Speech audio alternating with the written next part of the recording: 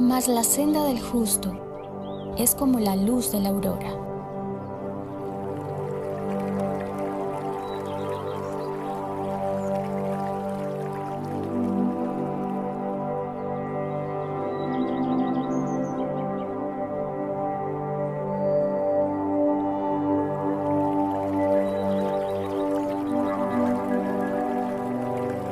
Hasta que el día es perfecto.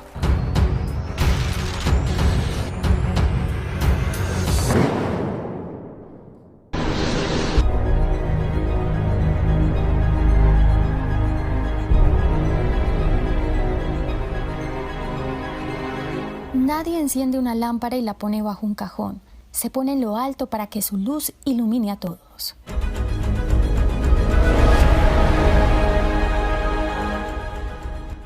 Muy bien, mis amados hermanos, muy buenas noches una vez más. Qué privilegio volver a estar reunidos para disfrutar este platillo de la palabra de Dios.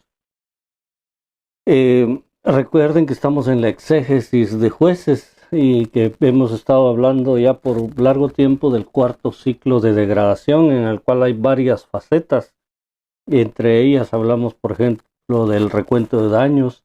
Más recientemente, la semana pasada, el último miércoles, nos referimos al opresor interno que es Abimelech y aprendimos, uno, que como el corazón humano desviado de la teocracia se promueve para el poder. O sea, lo que quiero decir es cómo el corazón humano desviado de la teocracia se promueve a sí mismo para el poder.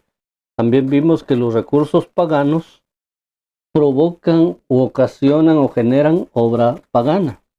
Y también vimos que Dios deja un rescoldo divino para su servidor.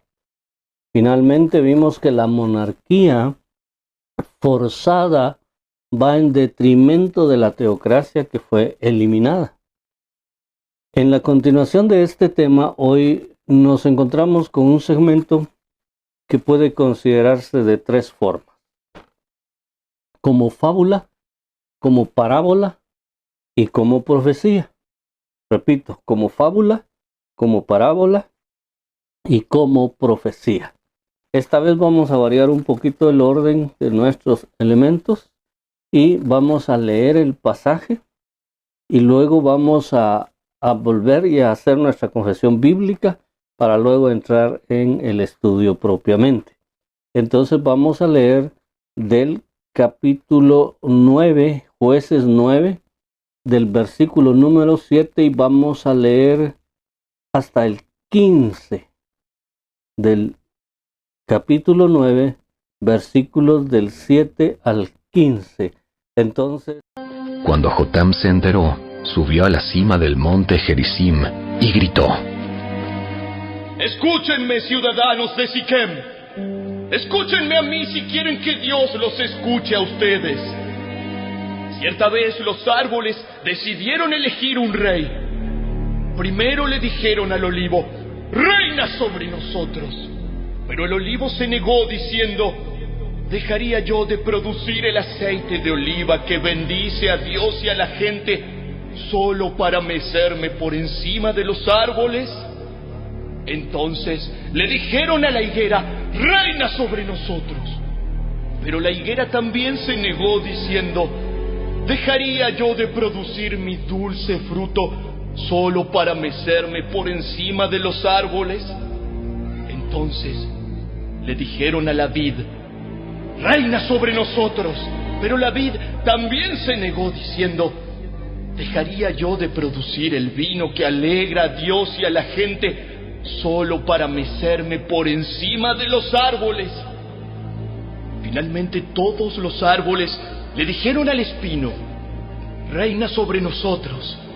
Y el espino les respondió a los árboles: si realmente quieren que yo sea su rey, vengan a refugiarse bajo mi sombra.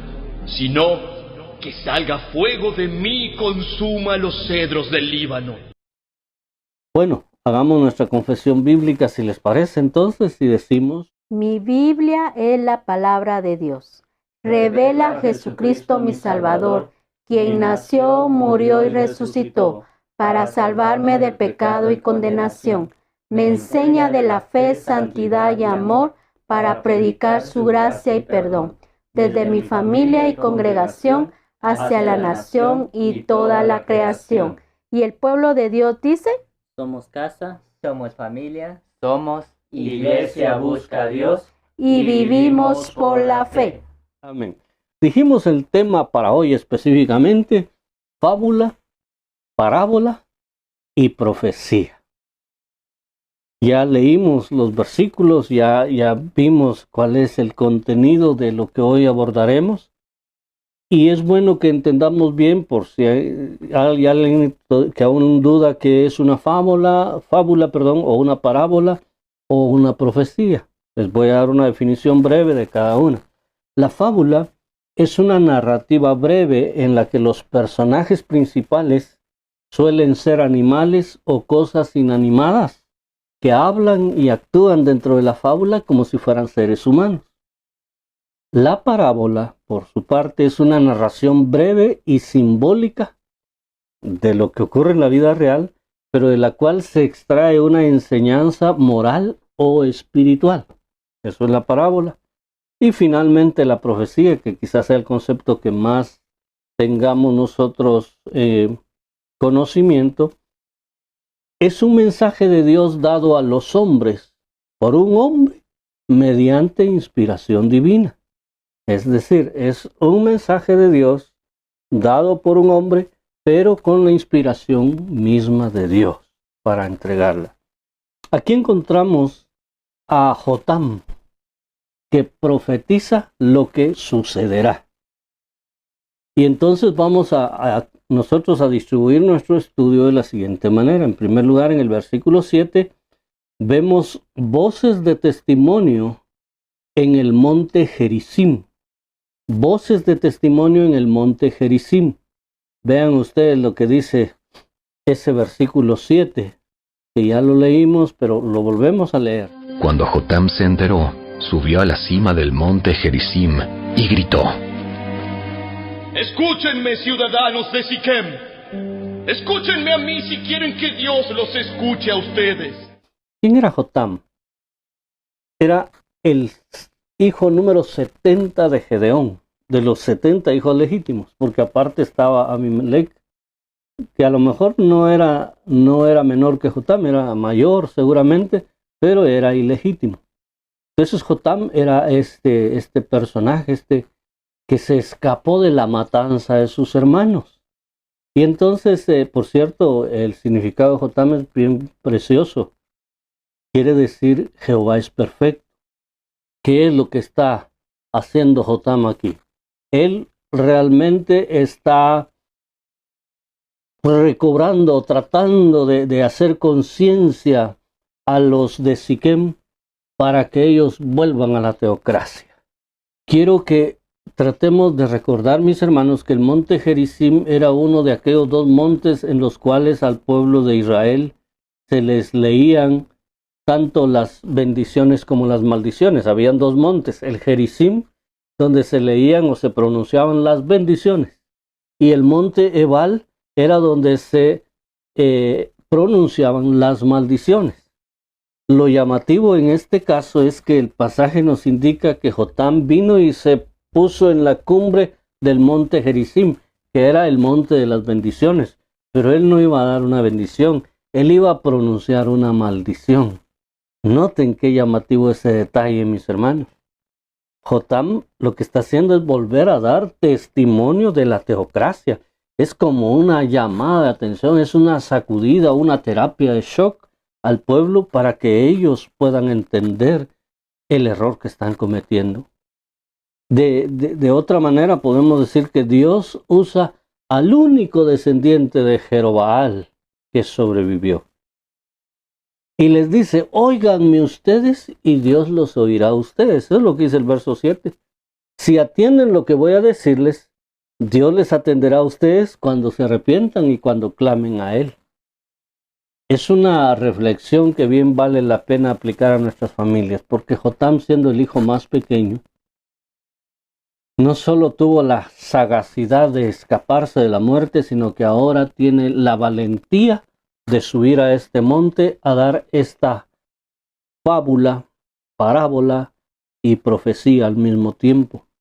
Nuestros hijos, hermanos amados, en nuestras familias deberían seguir trayendo la teocracia a nuestra casa. La teocracia debe iluminar en la casa, la teocracia debe iluminar en la iglesia y la teocracia debe iluminar en todo lugar donde esté un hijo de Dios. Esto es lo que está pasando con Jotam. Realmente hay una esperanza. Recuerden que él es el rescoldo, porque dijimos la semana pasada que Dios no quería que la descendencia de su siervo Jeroboam desapareciera totalmente. Ahora vayan conmigo, por favor, y veamos una vez más los versículos 8 y 9. Cierta vez los árboles decidieron elegir un rey. Primero le dijeron al olivo: reina sobre nosotros. Pero el olivo se negó diciendo: ¿dejaría yo de producir el aceite de oliva que bendice a Dios y a la gente solo para mecerme por encima de los árboles? Qué importante, qué interesante que los árboles, la parábola pone a los árboles como quien dice son los siquemitas y en general los israelitas, los que estaban haciendo esto. Lo que estaba motivando a Abimelech era la monarquía, el hecho de poder reinar, de poder ser el más grande de todo su pueblo. Para el pueblo de Israel, el olivo, hermanos, significa bienestar, significa provisión, prosperidad. ¿Qué es lo que viene del olivo? El fruto del olivo se llama aceituna y de la aceituna se extrae el aceite. Y el aceite en ese tiempo tenía muchos usos, pero hoy día también tiene usos importantes. Así que es simbólico, es significativo de bienestar, de provisión y de prosperidad. Y en el versículo 9, al olivo, en el 8, le proponen los árboles que vaya y que reine sobre ellos. Miren qué tremendo.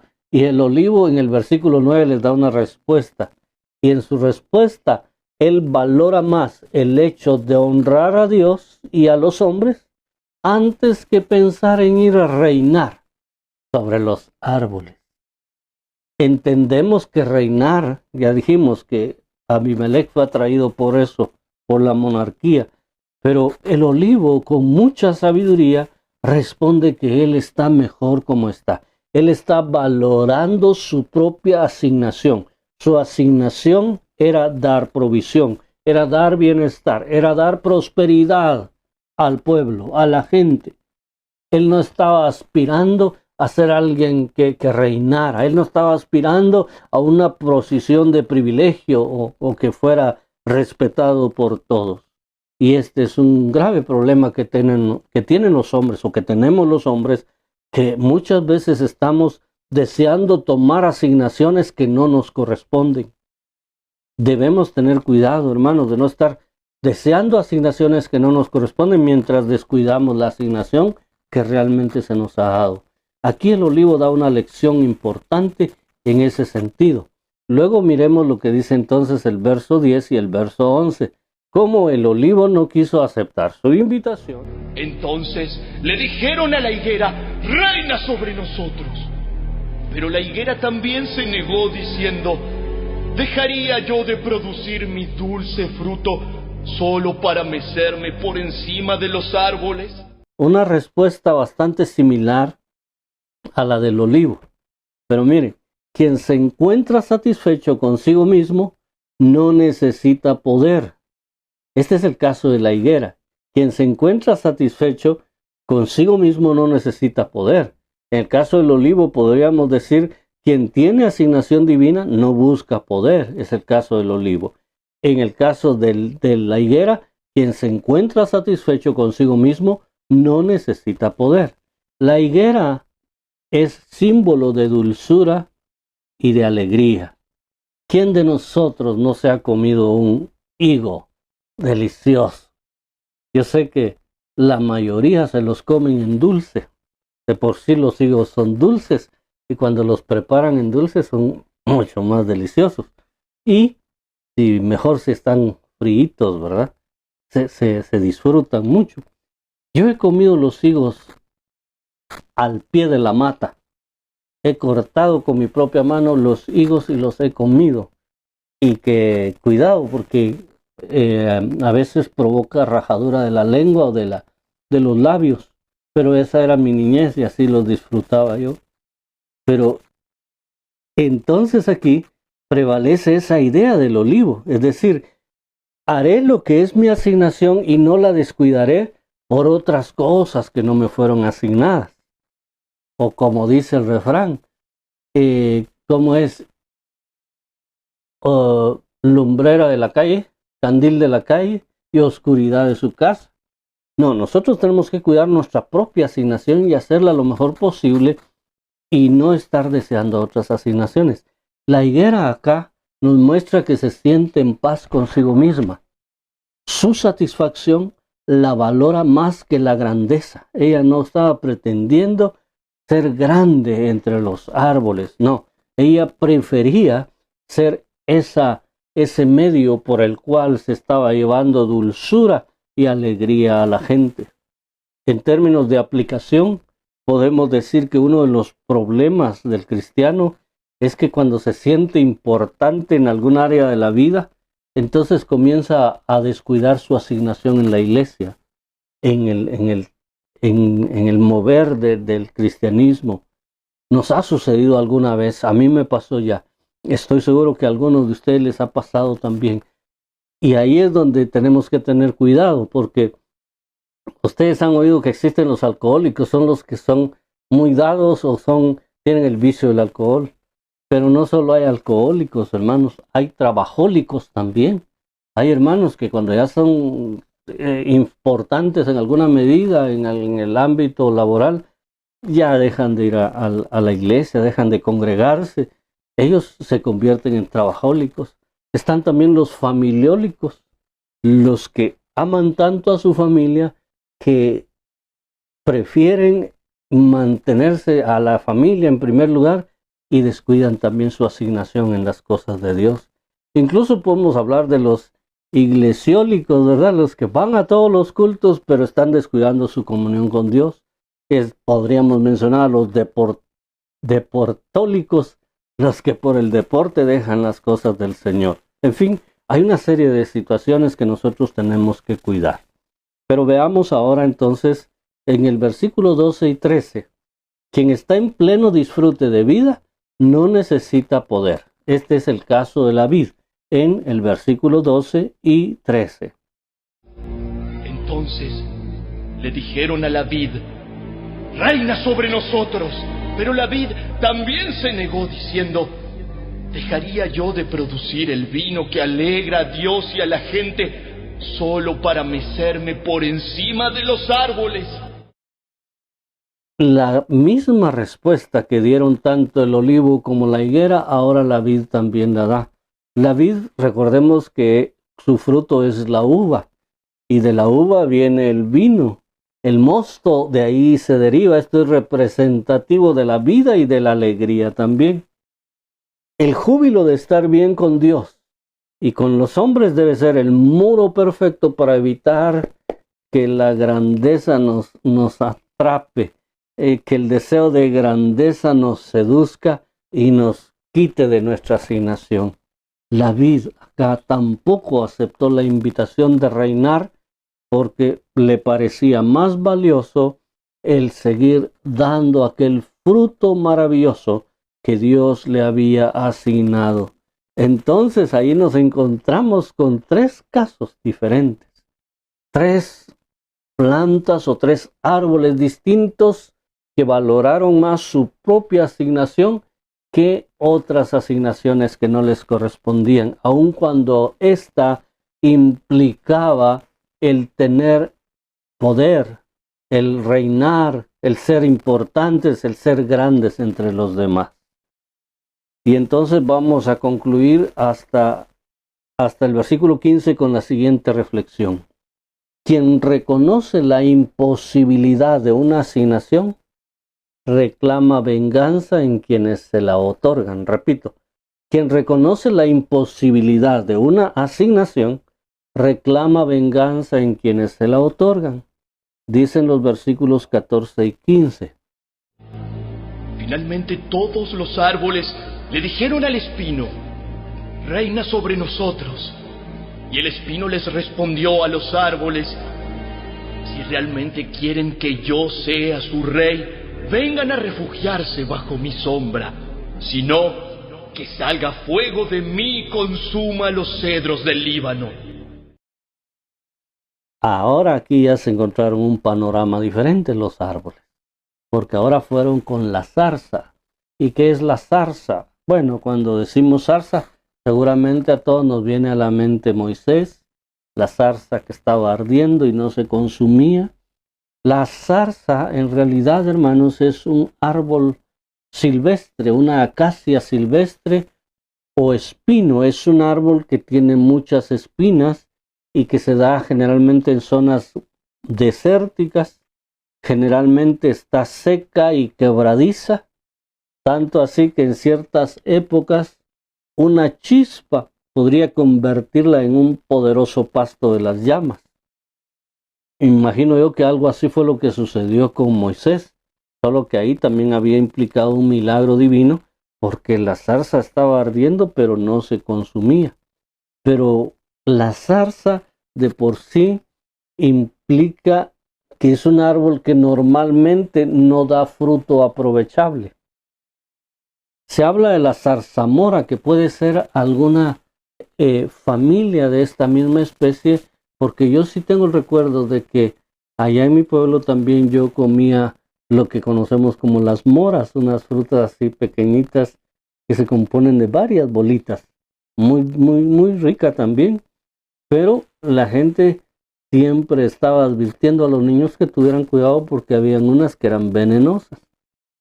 Entonces esto es lo que representa la zarza, un árbol que tiene frutos que no son aprovechables.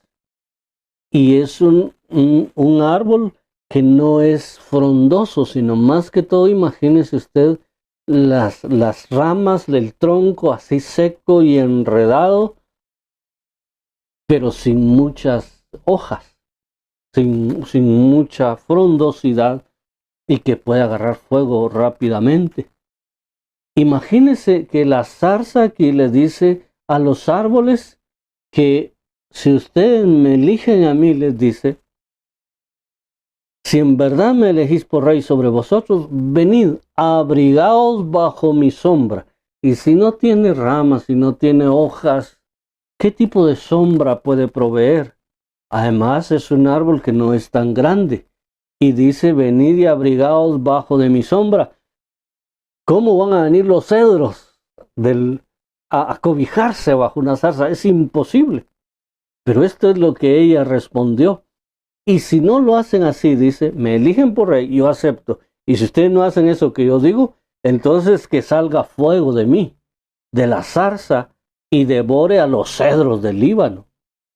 O sea, esto es lo que estamos diciendo, que como no tiene una asignación que sea de bendición, que sea de provecho, entonces aprovecha cualquier situación para reclamar venganza. Y recuerden que de alguna manera la zarza representa fuego, por eso ella dice, fuego salga de mí. De hecho, nosotros podemos entender quién era la zarza en esta situación, era Abimelec. Abimelec no honra a Dios, no honra a los hombres y no está satisfecho consigo mismo y no produciría alegría. Hasta aquí dejamos lo que es la parábola y o fábula. Ahí termina. De aquí en adelante vendrá la aplicación de esa fábula o de esa parábola para terminar después con la parte profética. Una parte profética que no solo será anunciada, sino que será cumplida también. Y recuerden, Dios tiene el control de todas las cosas. Por eso me llama la atención el significado de Jotam. Dios, oh Jehová, es perfecto.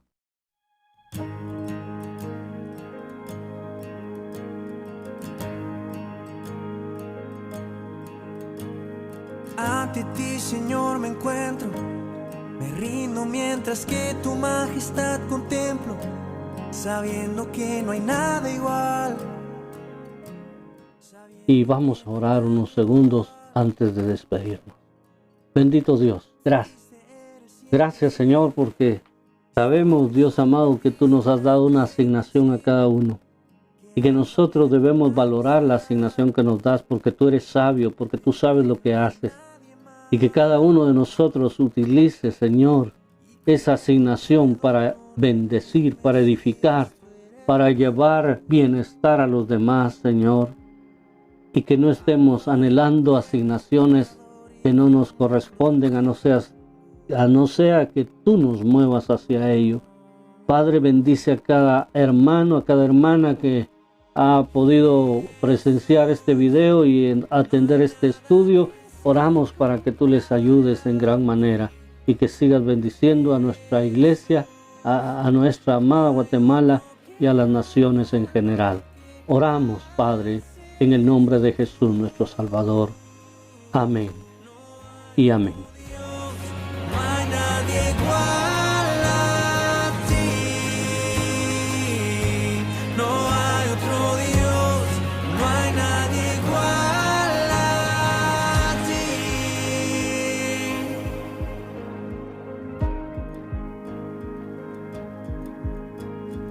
Pasarán los días y los años, aún así tu nombre seguirá siendo exaltado, porque no hay nadie más, como tú no hay nadie más.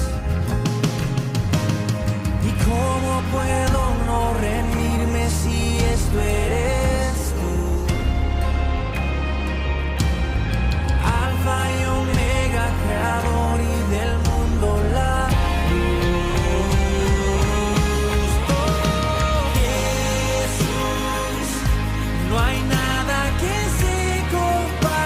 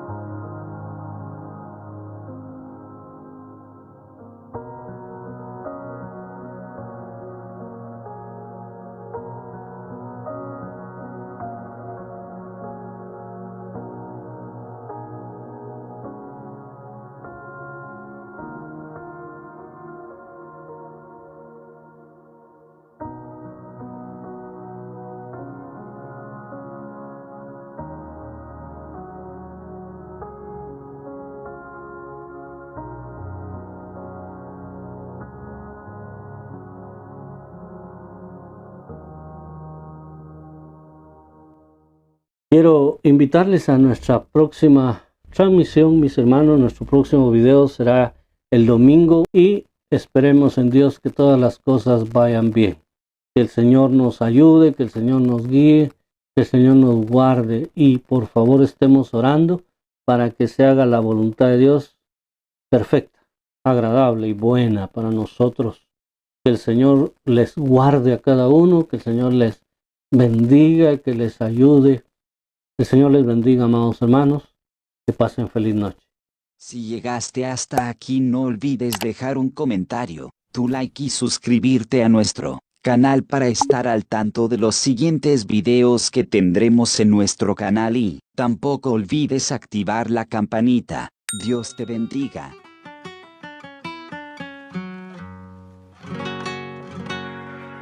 Si tuvieras fe como un grano de mostaza, y eso lo dice el Señor. Si tuvieras fe como un grano de mostaza, y eso lo dice el Señor. Si tuvieras fe